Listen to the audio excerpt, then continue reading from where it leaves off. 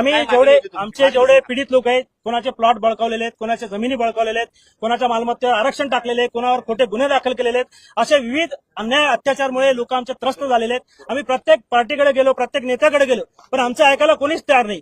आणि पोलीस प्रशासन असेल आमच्या प्रकरणात न्याय द्यायला तयार नाही. कमिटी बसून 3 महिने झाले, चौकशी करायला तयार नाहीत. बघा, आम्हाला अब्दुल सत्तार, हा सगळा प्रकार अब्दुल सत्तारचा आहे. अब्दुल सत्तारने ह्या सगळ्या लोकांना त्रास दिलेला आहे.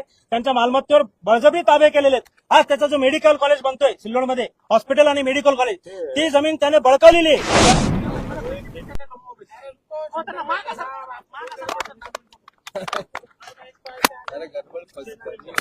सुनील मिरकर पण येणार होते ना, त्यांचा याच्यात काही संबंध नाही साहेब. त्यांना आम्ही फोनवर बोललो, ते म्हणे आम्ही येणार म्हणे. ठीक आहे, नाही, त्यांचा काही याच्यात संबंध नाही. आम्ही आलो, फक्त ते रस्त्यावर आम्हाला भेटले, त्यांच्या काही कामानिमित्त आलेले. तुमचं काय म्हणणं होतं? इम्तियाज जलील सातत्यानं संजय शिरसाट यांचे वेगवेगळे घोटाळे, मी तुमचे मुद्दे घेऊन सर, कुणीतरी महाराष्ट्रामध्ये सरकारच्या विरोधात बोलतोय, एखाद्या मंत्र्याच्या विरोधात बोलतोय, एखाद्या मंत्र्याच्या भ्रष्टाचार बाहेर काढतोय, कोणीतरी बोलतोय ना. मग जो बोलतोय त्याच्याकडे माणूस जाईल ना.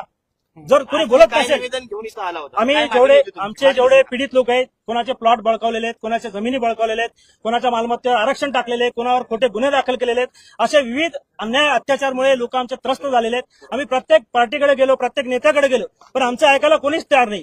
आणि पोलीस प्रशासन असेल आमच्या प्रकरणात न्याय द्यायला तयार नाही. कमिटी बसून 3 महिने झाले, चौकशी करायला तयार नाहीत. बघा, आम्हाला अब्दुल सत्तार, हा सगळा प्रकार अब्दुल सत्तारचा आहे. अब्दुल सत्तारने ह्या सगळ्या लोकांना त्रास दिलेला आहे.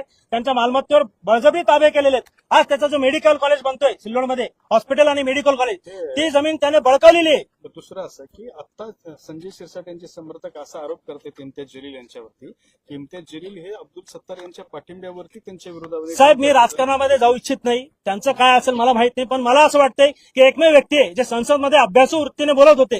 जो व्यक्ती अभ्यासू वृत्ती संसदेत मुद्दे मांडतात, तर तो व्यक्ती काहीतरी अभ्यासू असेल आणि लोकांच्या न्याय हक्कासाठी लढू शकतो, असा मला त्यांच्यावर ठाम विश्वास आहे. सर, म्हणजे अब्दुल सत्तारच्या विरोधात संजय इम्तियाज जलील लढत. माझी मागणी आहे त्यांच्याकडे की अब्दुल, जसं तुम्ही आता सरकारच्या विरोधात बोलताय, एका मंत्र्याची तुम्ही काढलेलीच आहे भ्रष्टाचार बाहेर, तर अब्दुल सत्तारचं पण प्रकरण उचलावं आणि आमच्यासाठी त्यांनी सरकारसमोर आमचे मुद्दे ठेवून आम्हाला न्याय देण्यासाठी प्रयत्न करावा.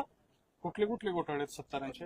लोकांचे प्लॉट बळकावलेले आहेत, लोकांच्या जमिनी बळकावलेल्या आहेत, लोकांवर खोटे गुन्हे दाखल केलेले आहेत आणि एमआयडीसीच्या नावावर त्यांनी बोगस तिथे शेकडो संस्था रजिस्टर्ड केलेल्या आहेत आणि 700 हेक्टर जमिनीवर त्यांनी आरक्षण टाकलेले आणि बहुतांश ह्याच्यामध्ये 75% मुस्लिम समाज आहे.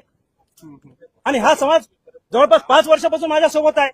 इम्तियाज जलील इथं नाहीये, तुमचं फोनवर संभाषण झालं ते काय? आम्ही त्यांच्याशी आता संभाषण केलंय. त्यांनी म्हणे एका मंत्र्याचा विषय मार्गी लागू द्या, दुसऱ्या मंत्र्याचा, दुसरी जे व्यक्ती आहे त्यांचा लवकरच मी लावतो, असं त्यांनी आश्वासन दिलेलं आता.